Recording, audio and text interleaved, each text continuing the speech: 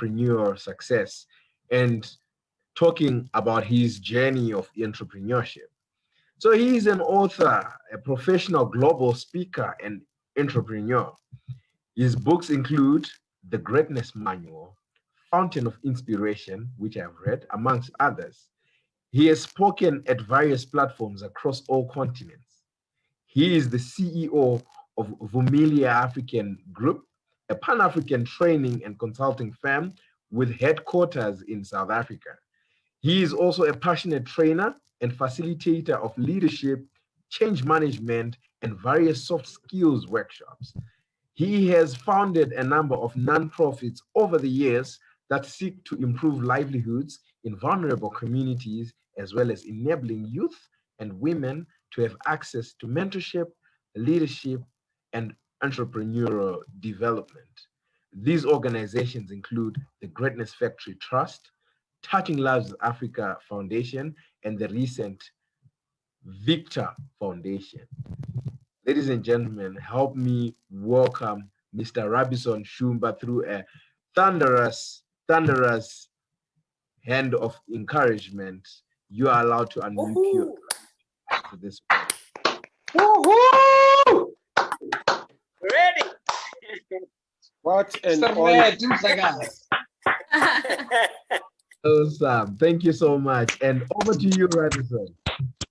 Thank you so much. I think we still have a few mics on, if we can turn them off.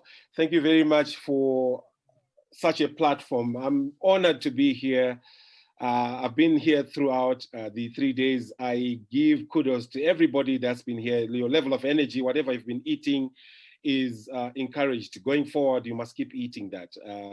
Your energy levels are awesome. Being here is an honor.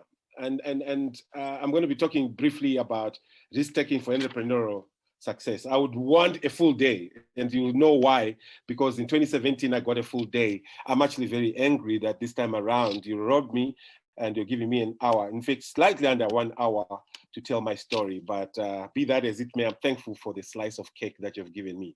2017, I had the honor and privilege to be the only speaker for the global, for the GSM Success Symposium right there in Cape Town. I remember jumping on an Intercape bus, spending the whole night traveling, and lo and behold, spend an entire day standing, teaching about the various topics. You can see book writing and publishing was one of those things I taught. I'm passionate. I see books in everybody. If you are here and you don't write a book by next year, take note. I'm taking, when you take a photo, I need that photo for me to be able to follow up people, because in each and every single one of us is a book. Let me not get there. But GSM, having grown from 1 speaker to 26 speakers, that is a sign of multiplying your value. GSM, having grown from 1 day to 3 days, again, multiplication of value. And why I'm saying that is, Uno, even then, on account of that workshop that we had, he kept saying, Mukuru, not Mukuru, the money transfer, Mukuru, that book. He kept talking about that book, and that book is out, and lo and behold, he has launched his career successfully. Let me talk briefly, and I think beyond the introductions that you have heard, this person that's speaking to you is a bit crazy, and you see why in a moment. I say this with confidence because I know my level of craziness. Don't worry, I'm not taking anything illegal, but I have a level of craziness. I need mental health. Dr. Chido, if you are there, mental health, you've got a patient right here. I've got a level of craziness in how I operate. There are certain things I do that are not normal. You see there a formula that says VB over BV. I'm a mathematician at my core, but what that simply means is I'm a village boy with a big vision. That's simply who I am. I was born in a village, born and bred in a village called Chitanga. That's where I come from. My father had 3 wives. Oh, I used to say, pretty busy guy. 3 wives, my mother being number 2, and the 3rd wife being my mother's young sister. So essentially, when he died, he left me 14 siblings to look after. Story for another day. In fact, story for today. You hear about it just now. But I'm a village boy with a big vision. Everything I've done in my life has all been about risk-taking. I will give you a few examples before we talk about my entrepreneurial journey. I can count over 26 things that until I did them, there's nobody in my family who had done them. I'm not talking about my siblings, I'm talking about the entire clan, I'm talking about my village. There are more than 26 things, in fact, 27 at the last count, I last counted last month. Let me ask you, in fact, before I even go further, just so that I see if you are alert, when is the last time you did something for the very first time? When is the very last time? Is it this week, this year, last year, 2010, 1944? When is the last time you did something for the very first time? I want to see people who are creating things. What did you do for the very first time? Maybe first time you have attended a workshop for 3 full days. Is this one? Maybe tell me, put that in the chat section, please. Use the chat section. Today you did something for the very first time. Maruta, Tiamo says, hectic. Okay, that's not an answer to this one. January 2021, I'm keen to know some of the things that you did. This weekend, Caroline actually did something for the very first time. Keep shocking me, keep shocking me. Just a few moments ago, I've never introduced Rabison to anyone. Samuel, that's amazing. GSM Success Symposium was the first time that Google attended it. I'm glad to see this. I'm honored to see this. Oh my goodness. Last week, Sunday, interviewed the CEO of GSM. Always, this is risk-taking we're talking about. I am a groundbreaker by nature. And as I said, some level of craziness in me. Some of the things that I've done for the first time, you'll be shocked. They may look very small to you, but they're big to me. Out of those 26, the first driver's license in the family, very first one. The very first car in the year 2000, in the entire family. The very first one, possibly the O-level results that I had, no one has achieved them even up to this day. The first one to do primary school in 5 years, I said there are 26 things. Why am I talking about this? Far too many times, some of us don't want to take risks because we look at our history and we think it's so small.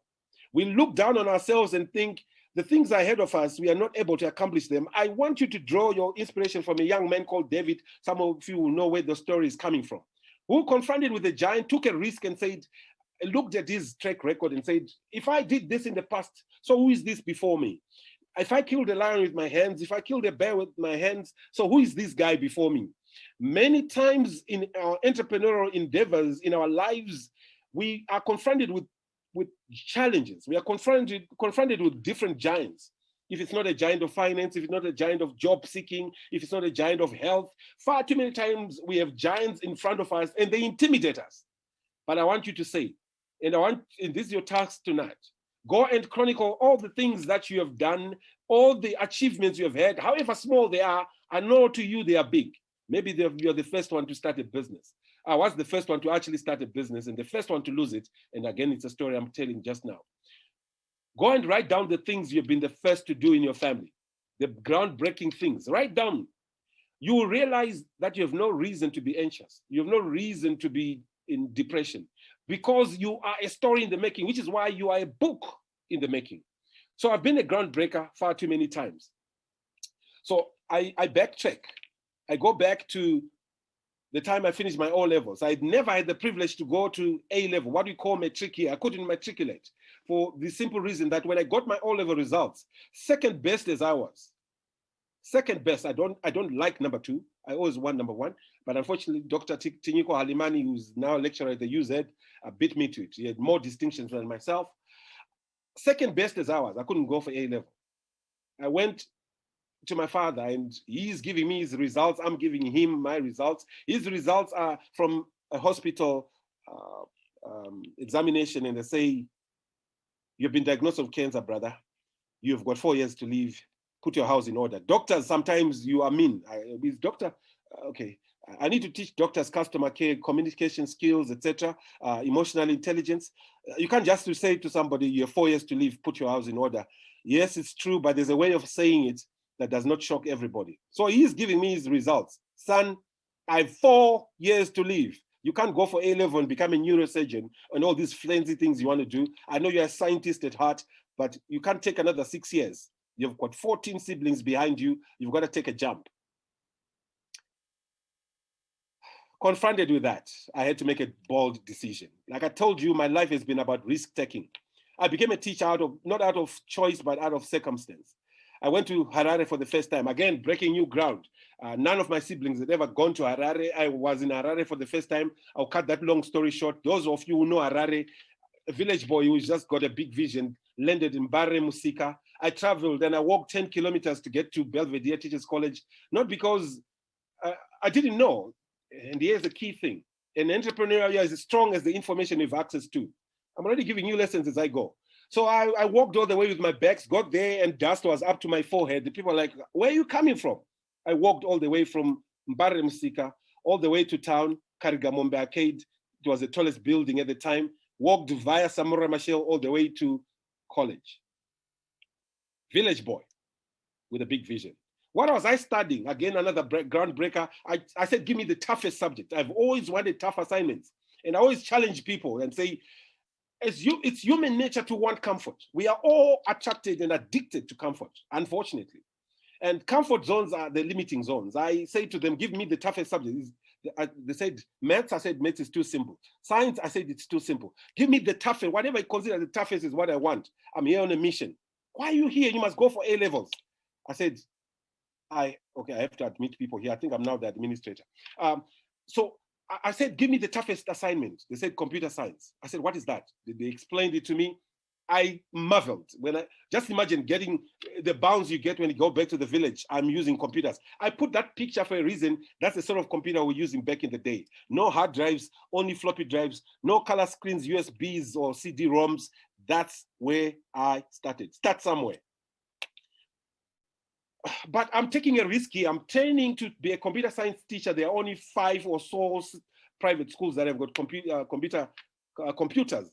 And they're saying to me, there are 15 of you in class. Are you ever going to get, a school to teach in? I said, guess what? By the time I finish, there'll be many schools. For the next 4 years, indeed, there were many schools. I trained as a computer science teacher, but lo and behold, I had to take another jump. My dad now is on his deathbed and he says, son, give me an assurance. So I had made a promise to my father. Here's another risk. You are as strong as the word that you give others.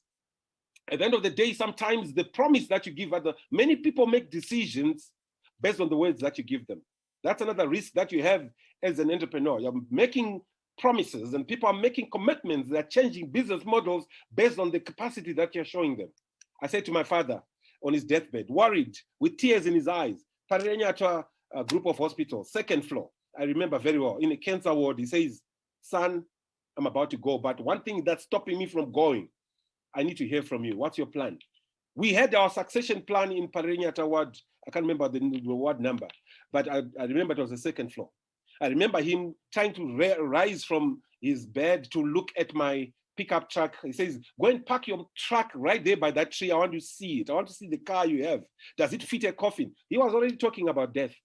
But anyway, long story short, succession planning was done there. I told him, I made a promise to him and I said, your children are going to be well. Your children are going to boarding school. None of your children will suffer. None of your wives will suffer. I will make sure.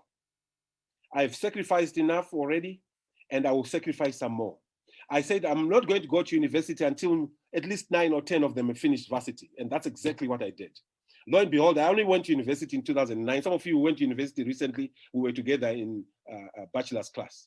Some of you went for master's class in 2011. I was in your class. You heard me talk about doing business, MBA, and Francis Mwale, the speaker from yesterday, he taught me international business. I only went to university as recent as 11 years ago. You are never too old to reach your dreams. You are never too young to start on your dream. So the promise I made to my father was a risk. I made a promise. I'm one of those people who makes promises and I go back and I say, what have I just done? Richard Branson says, if you hear for an opportunity, never say, no, I can't do it. Just say, yes, I can do it. Then go back, run back to your team and say, I've committed. I've made a commitment. And my team here will tell you, I've made similar moves. So I made a commitment to my father. That was another risk. I'll get back to my entrepreneurial journey. I know you want to know that. I made a jump. 5 November 1995, another jump. I've just finished training as a computer science teacher. I'm jumping already from public sector into private sector. And that's another risk. People are saying, oh my goodness, are you silly? Are you okay? Lesson. We are going to get lessons throughout. Here's the lesson. Many people are going to think you are crazy. And you are sometimes going to think you are also crazy. But at the same time, if you've seen something in the corner of your mind, you're the one who has seen possibility. Many people are not going to see the full blueprint. So when I made the jump, 1995, 5 November 1995, I went into private sector immediately. So I trained as a teacher, never taught, immediately went into private sector. And immediately, I earned 11.5 times what I was supposed to earn the following January as a teacher. I made a jump. Many of us don't want to jump. We are so comfortable where we are. We love what we have. We love the comfort of the nest, and therefore we will not fly. We love the comfort of where we are, and therefore we will not jump. We all are addicted to comfort. Here's a lesson. You may never know the properties of water until you get into the water. I know many of us want to learn from research, and we are good researchers. I know my friend Rabotata there, you're a good researcher. We want to learn from research. We want to learn from the pains of others. I'll just learn through reading a book. But you may never know the entrepreneurial spirit in you until you step out of the water, step out of the boat and step onto the water. And therefore, having moved into private sector for 6 or 7 years, in fact, 9 years or so, I was in the private sector, went into Anglo-American. Remember, I'm still the village boy with a very, very big vision. I was within Anglo, still a teacher, couldn't advance myself. Remember, I've got 14 siblings behind me that I'm looking after. And so one year I made a decision, let me advance my education, enrolled for UNISA bachelor's degree in computer science. I want to get on with it. Only one semester. And the fees from my brothers kept calling. And the promise I made to my father kept calling. I had to drop out. I couldn't do that bachelor's degree. I said, until 9 or 10 of them are finished, only then will I go to university. And therefore, I'm now within Anglo-American, that teacher within Anglo, rising through the ranks, doing the best I can with what I had. I then took another jump. In the year 2000, while still working for Anglo-American, still a teacher, no business acumen whatsoever. Here's another key lesson, and you'll see the lesson in a moment. With no business acumen whatsoever, I took a jump. I noticed something in the community I was living in. I was living at the corner of Takawira and Chinamano, those who know Harare, in an apartment there, working in a mine 100 kilometers away, every single day driving or jumping on a bus to go to the mine and coming back. I was already in management, so they didn't want people in management to stay at the mine. There I am, working for the mine, but realizing an opportunity, a gap in the market. People in the community didn't have access to computers, and one of the big tobacco companies in Harare was offloading computers and saying we're upgrading them. I took them, I said, I'm an engineer, I upgraded them, and I started selling them for a profit. Entrepreneurship begins at the point of identification of a need. That's the hallmark of entrepreneurship. You are providing solutions. If you learn the art of providing efficiencies where there are inefficiencies, you're going to make money. The number one rule of money is that it flows in only one direction. Money walks or flows or runs in one direction, and that's the direction of value. I chose to provide value to the people in my community, upgraded computers, and made them available to them. Yes, of course, I was taking a risk. I'm already employed somewhere. What if my employer gets to know? But I was not bothered. In the corner of my mind, I had a vision, a village boy with a big vision. So I sat down, please tell me when my time is up, because I've got so much to share. Remember, I'm compressing one day into 1 hour. I don't know Don't worry, I got you. Give me a signal, mama, so that I know what to do when time comes. Fantastic. So here I am in my apartment. I've got 2 employees. And the key lesson right there, learn to start from somewhere. Many of us wait for the right environment, wait for the big check for you to get started. I started with a paycheck, paying employees, and that were working from my lounge at the corner of Takawira and Chinamano in Harare. And that vision started growing. I started investing in that particular vision. And that takes me to phase 1 of my entrepreneurial journey. As we can see, this road is not straight. There are meanders you're going to see on your entrepreneurial journey. There are ups and downs. Hopefully there'll be many ups for you. So there's sometimes painful moments. Far too many times we are accustomed to finding mentors who will tell you that it's going to be rosy. Yes, motivational speakers, we are always guilty of that. We're always talking positive. We teach people how to succeed, but we never teach people how to bounce back from failure. Far too many times we tell people only the positives of entrepreneurship, but we don't tell people the flip side. Just like in leadership, there's what we call the dark side of leadership. Just like in entrepreneurship, there's also this dark side. But hey, lo and behold, if you can't take risks, you can't get where you need to be. You may never know what you can do in life until you get started. Far too many times we are burying our ideas in a satchel somewhere, in a cupboard somewhere. They are rotting somewhere simply because we just don't want to get started. How many of you here have got ideas that you are yet to start? How many of you, say I, or whatever you can put in the chat section, you have got an idea, but you just don't know when to start. You have a brilliant idea. According to you, this is the most brilliant idea since the manufacturing of bread, but you just don't want to get started. This is how I started. You can see comments coming through fast and furious. Keep them coming. Precious, I'll admit to you. Thank you. All right. 2001 to 3, my business is bubbling. I didn't up and leave. I know I'm a risk taker. I'm one of those individuals who jump out of a plane without a parachute and ask myself when I'm mid-air where the parachute is. I'm one of those individuals who goes on a journey without money to come back. And you will see that in my journey. I told you I'm crazy. So 2001 to 2003, my vision is blossoming. I made another jump in 2003. It was on Fool's Day. And my CEO thought I'm crazy.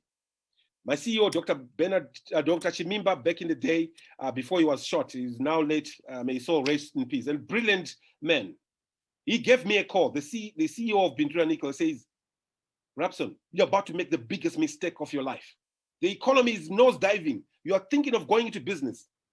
Stay. I want to increase your salary. I said, Dr. Shumba, it's not about salary. He says, we will give you a car. We are going to jump 2 grades. So you are going to go into the D band, D higher. I said, Dr. Shumba, it's not about cars. What you're competing with here is not your competitor. I'm not going to Rio Zim, your competitor. I'm not going to any other mining company. You're competing here with a vision. I'm a village boy with a big vision. So 2001 to 3, if you find a song, it will be, this boy is on fire. You know the song. That's the song that our theme for that particular period. 2004 to 6, I've got lots of energy. The business is blossoming. I've got 5, 7, 8, 10 employees. The business is growing. 2007, while the economy is bleeding, the vision is growing. 2008, the decline begins. I'm beginning to be shaken. 2009, lo and behold, things are beginning to happen. And all of a sudden, April 2009, I'm in Seattle, Washington for 2 months doing ministry. One side to me is that I'm a musician. I love music. Okay, this guy is crazy. This guy is somewhat crazy. So I hit rock bottom, 2009. I lose everything. Some of you know the story of Job. I landed Harare International Airport. And I'm told the car you are driving in, this is the last time you're driving it in because you owe so many people. The economy dollarized. I lost houses, cars. I had houses in Rua. I had houses in Mutare. I lost houses, cars, became a lodger. I lost cars. I started hiking. I lost everything. 2009. What do you do when you've lost everything? Everything that you had attached to your name and your significance was derived from these things that people are seeing around you. What do you do? The next 6 months were turmoil. I had the worst season of my life when I talked earlier on about getting into depression. That's exactly what I'm talking about. I remember one day I became suicidal. I remember one day waking up middle of the night. I was living in Eastleigh at the time, living in Eastleigh, lodging now in Eastleigh, and I woke up middle of the night hoping that somebody would stab me. Who stabs a broke man? Even thieves know there's nothing to steal from this guy. I remember one of the days, broad daylight, I'm walking, to get there. I don't want to raise your emotions. I'm walking on Enterprise Road and I get to, I can't remember the place closer to Newlands Shopping Center. I'm just walking aimlessly, hoping that one car will hit me over. There is no fuel in the country. So therefore, there's no car to hit me over. lo and behold, if there was fuel at the time, you would not be seeing me today. Everything happens for a reason. I'm talking here about my entrepreneurial journey. Some untold stories that you're going to read from books. 2009, towards the end of 2009, after 6 months of turmoil, I had a reboot. I discovered my purpose. Again, I can go on a session on how to discover your purpose. I discovered my purpose at the point of calamity, the point where I thought I've reached my end. I then realized one thing. I'm not just a computer scientist. I'm just a village boy with a big vision. I'm a village boy whose desire is to build leaders for the continent of Africa. I'm a village boy who desires to see Africa implementing its ideas. I'm a village boy who desires to see companies growing, entrepreneurial endeavors rising. I'm a village boy who still wants to make a change in this world, a village boy who wants to leave a lasting mark on an indelible mark on the sands of time. I'm simply a village boy with a vision.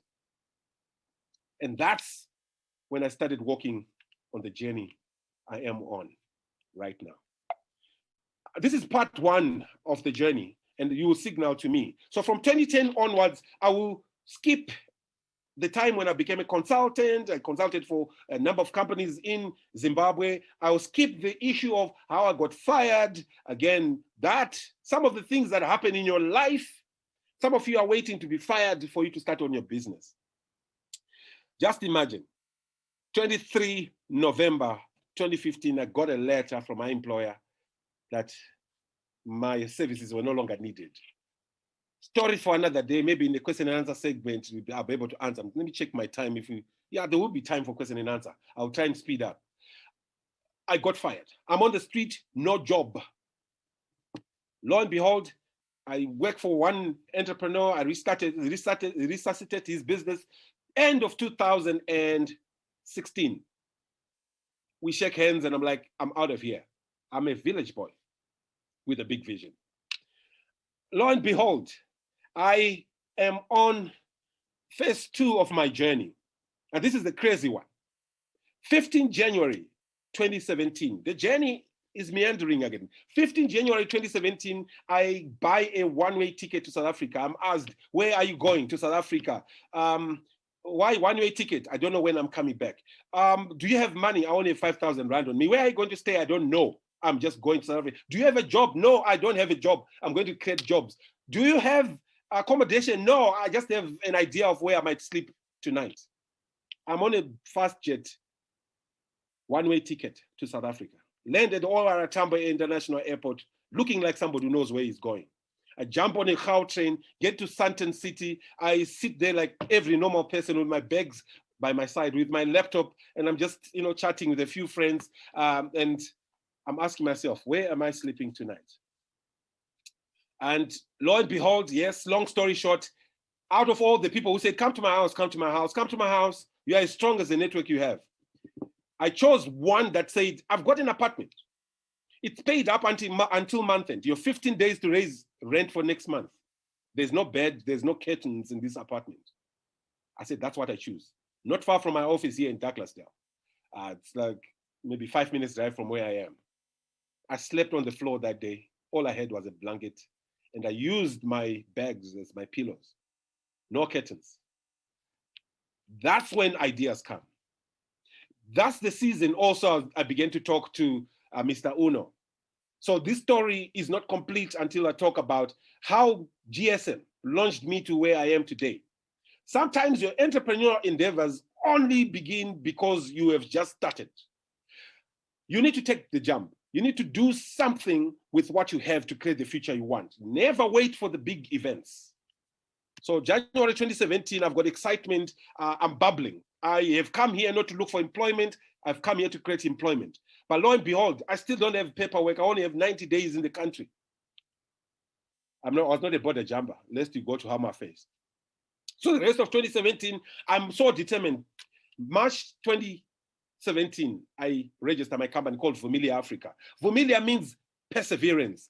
Kiswahili. If you go to Tanzania, Kenya, etc., if you say Vumilia, it talks about perseverance. I figured at that point, the village boy with a big vision says, Africa must persevere through its dry seasons. Africa must persevere through the thorns and the thistles. Africa must persevere through hardship to get where it needs to be. But it takes Africans to build Africa. And that's why I formed Familiar Africa. It's a message to all of you who are here. Sometimes you're going to go through tough seasons. Sometimes you're going to think that you have hit rock bottom. And I always say, whenever you feel you have hit rock bottom, don't cry. Examine the rock. It could be the diamond you've been looking for. Whenever you find yourself caught between a rock and a hard place, also don't cry. Find the last money you have, buy dynamite, blast the rock, and create a quarry business. Sometimes the calamities we face are pushing us to where we need to be. It took me getting fired to get to where I am, finding my purpose, finding my space. I'm paid less than I was paid in the corporate space right now, but I'm fulfilled, I'm fruitful, and I'm leaving indelible marks in thousands. There was a lot of growth 2018 into 19. Oh my goodness, the company started growing, started employing a lot of more people. The vision is actually taking shape. March 2020, I'm fast tracking because I'd hired a lot of people prior to that. March 2020, the bad news comes. COVID, level 5, lockdown. You can imagine the amount of stress, the amount of anxiety that followed. In the month of May, I say to my team, let's go back to work. Let's do something. Let's go back even 3 days a week. Let's do something because now our resources are depleting. We never retrenched, not one day. No one was fired. I maintained all my team members, all 7 of them. June, there was a reboot. As an entrepreneur, remember I said it begins by examining the need. I got a call one night and somebody says, can you train people on COVID? I said, yes. Are you an expert in COVID? I said, yes, I am an expert. 9 p.m., I'm getting the call. They said by 8 a.m. tomorrow, you're coming to speak to our executive team about how to build a COVID, a safe workplace.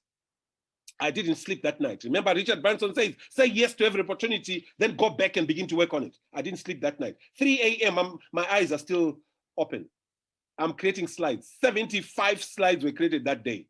Lo and behold, that became the opportunity that signaled our survival. I started teaching COVID like a madman. I told you I'm crazy. I started teaching COVID like an occupational health expert. To date, I've trained over 1,500 people. I won't even tell you how much I was charging each one of them, but we survived. Through troubled times, we even used COVID to create the kind of comfort that we wanted. We did a reboot. We used COVID, we turned around. At the back of every challenge is a solution. If you can persevere past the storm, many of us, and the journey, the entrepreneurial journey is about storms, ladies and gentlemen. It's your maturity is in knowing what season you are in. Many of us don't understand this issue of seasons. There are up and down seasons. There are seasons when it's cold. There are seasons when it's hot. It's all about understanding what do I need to do now on account of the changed environment. Many of us don't have the level of agility we require on the entrepreneurial journey. We had to develop that tenacity to say, if they don't want this, what is it that they are looking for now? You need to change your business model now. You can't fight today's battles with last year's tools. Never. Many of us set ourselves up for failure because we don't upgrade ourselves. And I'm glad I'm speaking to the choir here. You're upgrading your skills. You're upgrading your exposure, because I always say in life, you can never go past your level of exposure. I'm watching my time. I want to switch off and give time for question and answer. We reestablished, remodeled our business, and from September 2020 up to date, we've been re-energizing the team, building the team, and making sure that we position ourselves to become a force to reckon with. To date, we have registered the business in Zim, we've registered the business in Swaziland, and we are wanting to take over Africa. This is a Pan-African business. We are not ending here. Never look at where you started. If all I say to myself was, you are just a village boy, stay there. And never exposed myself to different environments, never took risks, never jumped from the boat into the water, never exposed myself to different environments, I would still be in the village. I would be maybe the headman right now, but I would have truncated my greatness and truncated the extent of my potential and the extent of my influence. I'm a village boy with a big vision. What lessons do you draw from this? There are quite a number of life lessons as I draw to a close. There are a number of life lessons, I'm sure, and I'll be asking you just now, to also tell me the lessons. What have you learned from me? If you go to bed tonight with the same level of ignorance, yet in the morning, you have wasted a day. But for you, you're not going to be ignorant. You're going to be telling me in the chat section right now, I want that level of feedback from what I've shared with you right now. What are the key lessons that you take home with? Or one or two, just share. I want a summary, because they say, because I was taught to be a teacher myself, they say learning is when you see change in behavior or potential for behavior. I want to see the life lessons you pick from today. As I summarize some of the lessons I pick from what I've said. Lesson number one, and there are quite a number of them, and I just have to stop myself. You just have to switch me off. I talked about human endeavor is addicted to comfort. Understand this, we all love comfort. We don't like uncertainty, but it's in uncertainty that you discover the things that you can actually explore and begin to do. You never know the extent of your capacity until you get started. That's a lesson you must take from what I said today. You can't be where you need to be until you plan. Many people are good at planning, and I always talk about this. Many of us, if we say let's do strategic planning sessions, many ideas will come, but how many of us are willing to implement? It's very important for you to step out. In the process of losing things, you can lose everything. I lost everything at one point. But here's a lesson you must take home. Don't lose yourself in the process. The biggest asset you have is yourself. You know, you can always recreate. Now I've recreated a business. Now I'm employing people. Now I've started buying houses. What am I saying? I thought I would kill myself because of houses that I'd lost. But guess what? If you hold a little longer, there's one thing. All storms have one thing in common. They have a best by date. They also expire. So you don't have to wait for the right environment. You don't have to wait. Keep persevering. Keep pushing. You don't have to have everything right. I came here on a one-way ticket. I came here with all the clothes I had in Zimbabwe because I said to myself, I don't know when next I'm going to buy clothes. Start what you plan and finish what you start. Every decision has a consequence, but your maturity is in being able to embrace every consequence and say, I run with what I've got. I embrace and I'm accountable and I'm responsible for the decisions I'm making. That's the risk taking we are talking about. Every decision you're going to make has a consequence. These are life lessons. Some lessons are caught, some lessons are taught. So I talked to you about sometimes you are going to feel you have hit rock bottom. Make good use of those circumstances. I've been there many times. There are still ups and downs. I cannot tell you that business is rosy. Right now, even as a business, we still face the challenge of clients who procure services and take 4 months to pay you. Yet you've invested. Those are the things that come with business.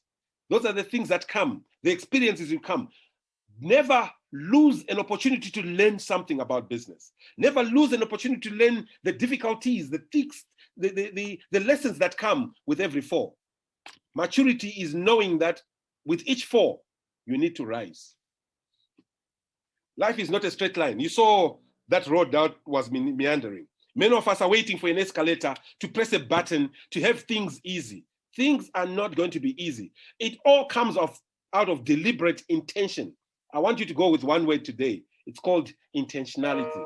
If you go to Toastmasters, they always say, word of the day, intentionality. You must have that. And people will ask you, where did you learn it from? I learned it from a village boy with a big vision. Many have ideas, but very few implement them. In the interest of time, let me switch off my microphone, and I wanted to give 15 minutes of question and answer, because it's not about what I'm delivering. Maybe I'm delivering something that is useless to you, but connect with me on any platform. I'm one of those social media junkies. I use social media as a platform to extend my voice and my reach. Many of the engagements I have all over the world right now, Kenya, Uganda, Dubai, are coming out of social media. If you don't know how to use social media productively, you should have attended the 2017 session. I taught a lot about social media and how to use it productively. But there will always be time. I'm sure there'll be a GSM 2022 and 2023. Who knows what topic I'm coming with at that point in time. That said, ladies and gentlemen, I'm a man of many words, but I thought today, let it be about my story. There's something to learn from it. I'm not a perfect businessman. I'm still learning. I'm still on a journey. It's a journey less traveled. Many people don't want to go on this journey. But let me leave this to Mr. Neumba to handle the question and answer segment. Thank you. Wow, wow, wow. I can't even stop saying wow. I was saying that in my head before I said it out in my voice. Ladies and gentlemen, this is the time. This is the time I ask you to graciously unmute your mics and give this man a round of applause, a thunderous round of applause that is, you know, consistent with what has been happening in the chat box as he was presenting.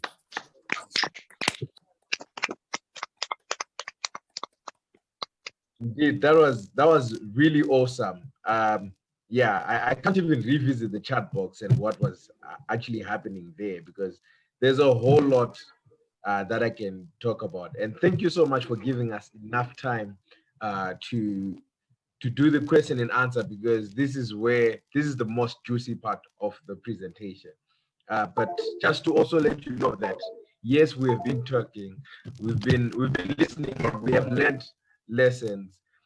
The hashtag rap quotes, as you normally put them across on your social media, I learned that it is human nature to want comfort. Comfort zones are limiting. We love the comfort of the nest, and therefore we will not fly. And I tell you, if I had been so keen on taking risks, by now I probably would have been an accomplished entrepreneur. But this has not been the case. So without further ado, ladies and gentlemen, do we have any questions? I shall be taking questions, and for this one, please raise your hand, and then I can ask you to unmute your mic so that you can speak for this. Yes, I'll ask Prudence to. I see a hand up. Could you kindly unmute your mic and ask away? Yes, thank you so much, Samuel, and thank you so much, Rabison, for such an energetic and very inspiring speech. Can everyone hear me? Oh, great. So yeah, I wanted to ask, so listening through your story and just your family set up, what's your take on black techs? So I see from your story, or I realized that you used it as a motivating factor. So like you had these 14 other siblings that were looking up to you, and 3 mothers that, you know, and then when your dad passed away, and so you have all of these responsibilities that you decided to take on. I mean, we all have a choice, and I'm guessing you decided to take that on head on. But I mean, with times and how, you know, we're throwing around terms, especially this one of black tax. What's your take on it? How can we as black people approach it in a way that we still get to succeed in our personal lives, but also empower our families and our siblings? Thank you very much. That's a very good question. For me, it was an opportunity to lead. When I sat with my father and he shared his vision, and I saw the kind of sacrifices he was making, he reminded me of a story. And he says, back in the day when we were in the fields, I think you were 7 or 8, one day you came to me and he said, you keep having children. And this is a story he's telling me on his deathbed. You keep having children. This is going to be my problem. They say, I said that in the fields. And then his answer to me, okay, embarrassed, of course, by this young man who's stubborn, his answer to me was, I keep having children because I've got so many fields, and because I have fields, we need to cover ground in a very short space of time, and therefore, you know, that's why there are more people coming on board to help. He says, you ask the follow-up question, but you now need more fields the more you're adding children. That's the level of reasoning and the level of argument I was having with my father. Black tax is real, but for me, I then took it upon myself in my maturity to say, if I decide to succeed on my own, I decide to run and maintain my houses and maintain my luxury lifestyle, not share my wisdom with my siblings, not hold them by the hand. They'll keep coming to me. Even in my retirement, they'll still say, my brother, help me. My children have been chased from school. My brother, because I've not invested in them. Investment in people, they say charity begins at home. That's where I learned about everything you do. When you see me do charity work, when you see me travel to certain places doing work for free, I remember with Uno, I said, my brother, let's do this. It's not about money. If you remember the chart Uno, it's not about money. It's about helping people. It's something I grew understanding. So Black Tax, while it's real, it's part of our culture. It's something I'm proud of. I know many people think, oh, yeah, it's taking away from me, etc., etc. You are where you are because somebody raised you. So raise others. The same way you have mentors, you are supposed to mentor others. We need to inculcate a culture of looking after our very own. Because if you don't do that, who will do that? Do you want to be a laughingstock? You are the rich brother on the northern side of Samora Machel, or on the northern side of Four Ways. Everybody else is on the other side. Do you want to have the accolades of Rabison, the very successful guy whose mother is languishing in poverty? Do you want to be that individual who succeeds and forgets about where they've come from? Every entrepreneur, every individual came from somewhere. Never forget the ladders you climbed on. The ladder may never have the exposure to get to the rooftop, but the ladder got you to the rooftop anyway. The very same ladder you used to get to the rooftop, it doesn't have the luxury of seeing the rooftop, but come back to the ladder and tell the ladder what the roof looks like. You're supposed to maintain your relationship with the ladder because one day you'll climb down. Lo and behold, in 2009, when I lost my business, the 9 siblings that had finished varsity, that they were now economically independent, they paid school fees for my own children. I was able to feed from, yes, it was embarrassing for me. I'm not one person who's good at receiving.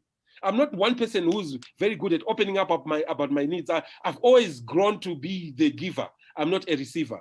I'm not very good at receiving, which is why if I borrow money from somebody, I don't run away from them like some people change numbers and block all the people they borrow from. I want to be quick to pay back the money. My employees will tell you that. So Black Tax is real. Let's look out after our very own. You are sowing seeds for the next generation. For me, I don't have very kind words for people who do very marvelous things in the community, but they don't look after their own mother and father. They don't look after their very own siblings from where they came from. They're like, I succeed on my own. You can't succeed on your own. You are, okay, let me not use the word disgrace, but I've already used it. You become a disgrace to community when all you do is succeed on your own at the expense and demise of those that live within your space. Black Tax is real, but let's be proud of it. Let's use it to our advantage to develop leaders in our community. I'm proud.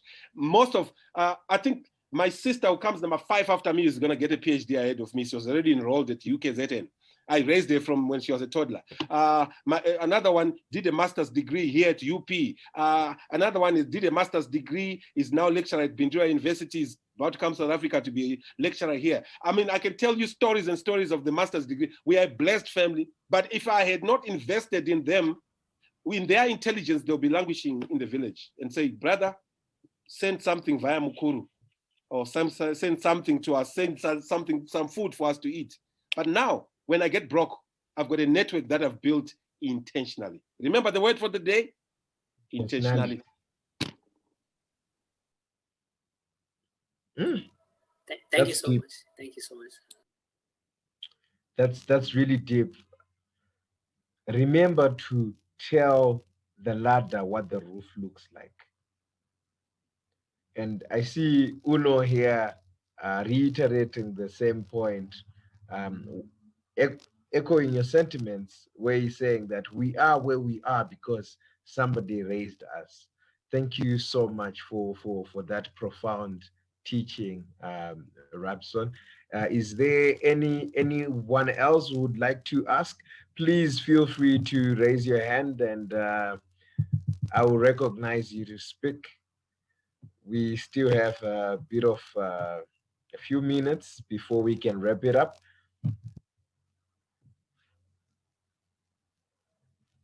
Guys, yeah. I gave you 15 minutes because I was rushing through because I wanted you to ask questions. So now you're letting me down. You really are. Thank you. I see Caroline Farirai. She raised her hand. Please go ahead and unmute your mic. Thank you. I just want to ask Rabson, like, can everyone be you're crazy? Like carrying your things, you don't know where you're going, you don't know where you're going to sleep. Like, can we all reach to that point? Good question. There are 4 kinds of personalities. I normally do personality profiling when I do teaching, leadership, etc. There are people we call drivers. Some of you are drivers. You want things done yesterday. You are very impatient with everybody. So drivers want things done yesterday. The second type of personality is called an amiable individual, agreeable to everything. Everything that comes their way, they just agree to it. They don't like conflict. Whenever conflict comes, they run the other way. That's a second type of individual. The third kind of individual that exists is called an expressive. That's me. The big party people. If I get to a place and there's a dance floor and there's no one is dancing, I will dance by myself. I'm one of those very outspoken individuals. I get into an elevator with strangers. I start talking and I make conversation with anybody and everybody, and they're like, "Who is this guy?" By the time they get to the 3rd floor, they will remember me. I'm that kind of person, an expressive, the one who loves taking risks. But the danger with a personality like mine is we brainstorm a lot, thousands of ideas, but sometimes you're weak with implementation. I have to keep asking myself. I'm one of those people. I'm sure in your companies, you know those people who, when we say, let's brainstorm, there's a problem. We will throw ideas. Now let's implement.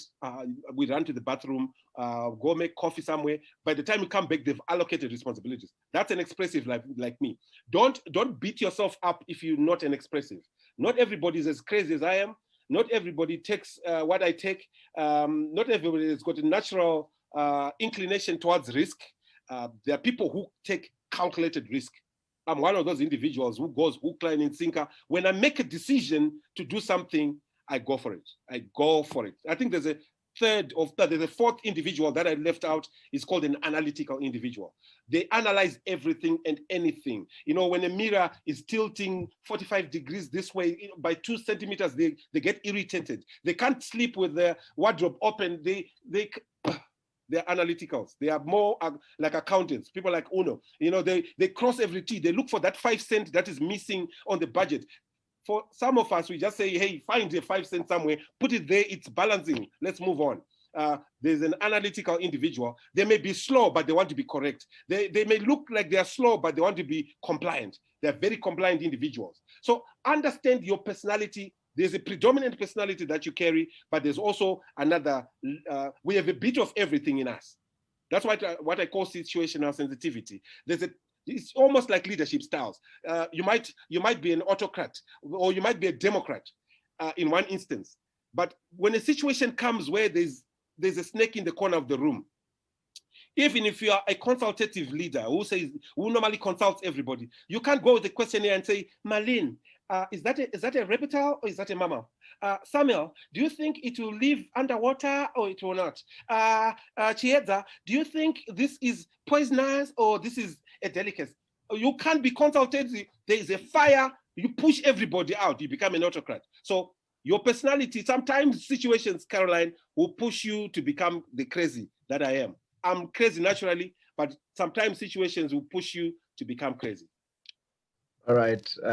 Thank you so much. Gugu, kindly go ahead and unmute. May I also ask that you briefly ask your question, and also that it also has a brief response, as we are about to wrap up in the next 2 minutes. Thank you, Samuel. I'm curious, with the rent, the 15 days you were given at that apartment, how did you raise that rental, and how much was it? It was very affluent suburb, so it was paid up to the end of the month. One of the things I began to do, 2017, okay, it's a point, I know I have 1 minute to answer this. I don't know how I left it out. 2017, I spent it doing independent consultancy. So before I left Zima, I also started telling people about who I am. I'm coming to South Africa. I used the social capital I already had.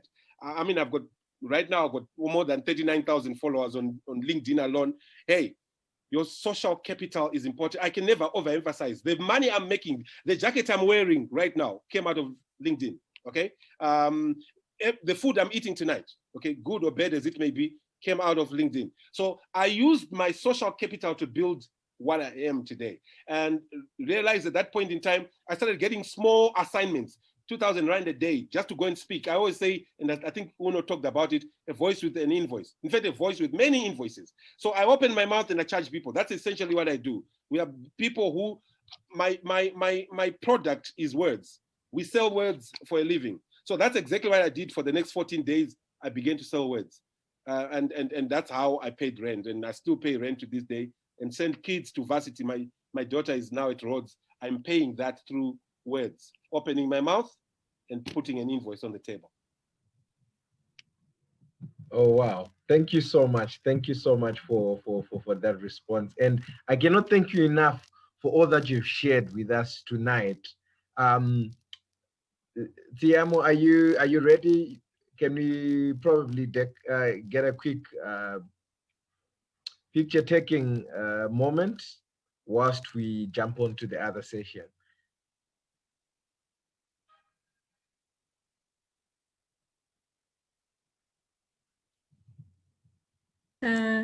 Okay, hello everyone.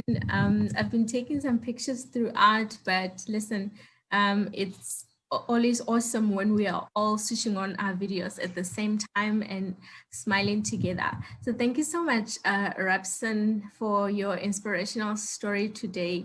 You know, it is, I was saying to Suze earlier, we were talking when Simba session was on, and we were just confronting our own privilege. You know, when you are growing up and your parents have worked so hard to try and make sure that you are comfortable. And I was saying to her, how dare we not act? How dare we not do something better? How dare we not you know, accelerate our families even further? So sure, marrying your story to Simba's, you know, they just go together so well. And I see why you literally bent over backwards to mentor him. So thank you so much, sir. Truly inspirational and really pushing us to act more than anything. Thank you so much.